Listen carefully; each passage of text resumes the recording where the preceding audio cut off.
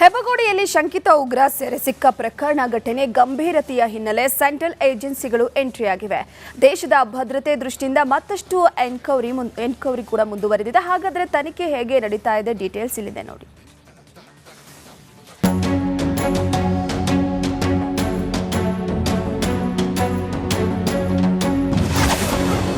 ಬೆಂಗಳೂರಿಗೆ 2 ದಿನದಲ್ಲಿ NIA entry.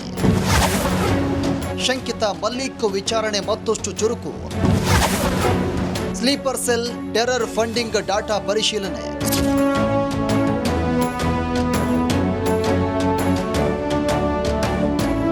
ಬೆಂಗಳೂರಲ್ಲಿ ಶಂಕಿತ ಉಗ್ರ ಅಸಫ್ಪೂರ್ ಮಲ್ಲಿಕ್ ಸೆರೆಸಿಕ್ಕ ಪ್ರಕರಣ ಸಂಬಂಧ ಈಗ ಕೇಂದ್ರ ತನಿಖಾ ಸಂಸ್ಥೆಗಳು ಎಂಟ್ರಿಯಾಗಿರುವ ಕಾರಣ ಪ್ರಕರಣದ ತೀವ್ರತೆ ಹೆಚ್ಚಿದೆ.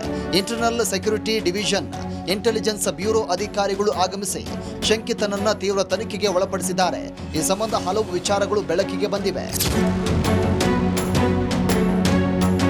ಇಂಟೆಲಿಜೆನ್ಸ್ ಬ್ಯೂರೋ ಕೆಲಕಾಲ ಮಲೀಕ್ನನ್ನ ತಮ್ಮ ಕಸ್ಟಡಿಗೆ ಪಡೆದು ಈಗಾಗಲೇ ಪರಾರಿಯಾಗಿರುವ ಶಂಕಿತರ ಡಾಟಾಗಳ ಬಗ್ಗೆ ವಿಚಾರಣೆ ನಡೆಸಿದ್ದಾರೆ. ಹಲವು ಸಂಘಟನೆಗಳಲ್ಲಿ ಗುರುತಿಸಿಕೊಂಡಿರುವ ಉಗ್ರರ ಫೋಟೋ ಹಾಗೂ ಚಹರೆಗೆ ಹೋಲುವ ರೇಖಾಚಿತ್ರಗಳನ್ನ ಮಲ್ಲಿಕ್ಗೆ ತೋರಿಸಿ ಮಾಹಿತಿ ಪಡೆದುಕೊಳ್ಳುವ ಕೆಲಸವನ್ನ ಮಾಡ್ತಿದ್ದಾರೆ. ಹೀಗಾಗಿ ಈತನನ್ನ ಕಾಂಟ್ಯಾಕ್ಟ್ ಮಾಡುವ ಸಲುವಾಗಿ ಯಾರ್ಯಾರು ಈತನ ಸಂಪರ್ಕಕ್ಕೆ ಬಂದಿದ್ರು ಅನ್ನೋದರ ಬಗ್ಗೆ ಪರಿಶೀಲನೆ ನಡೆಸುವಂತಹ ಕೆಲಸವನ್ನ ಇಂಟೆಲಿಜೆನ್ಸ್ ಬ್ಯೂರೋ ಮಾಡ್ತಾ ಇದೆ.